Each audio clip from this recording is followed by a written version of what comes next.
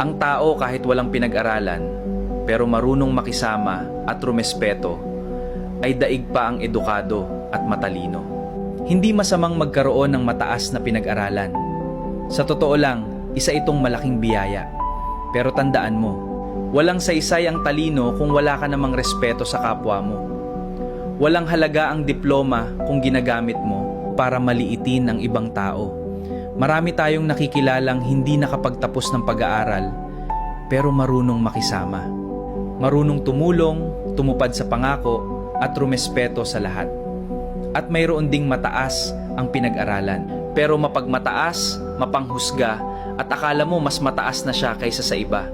Palagi mong tandaan, ang edukasyon ay natututunan sa paaralan, pero ang mabuting ugali ay nagsisimula sa tahanan at makikita sa araw-araw mong pakikitungo sa kapwa. Mas gusto ng mga tao ang makasama ang isang taong mabait at marunong rumespeto kaysa sa isang taong matalino pero masama ang ugali. Kaya huwag mong husgahan ang isang tao dahil lang sa hindi siya nakapagtapos ng pag-aaral.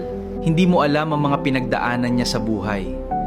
Baka wala lang siyang pagkakataong makapag-aral, pero marangal naman siyang namumuhay. Ang tunay na sukatan ay kung paano mo tratuhin ang ibang tao. Dahil ang mabuting ugali at paggalang sa kapwa ay mas mahalaga kaysa sa talinong walang respeto.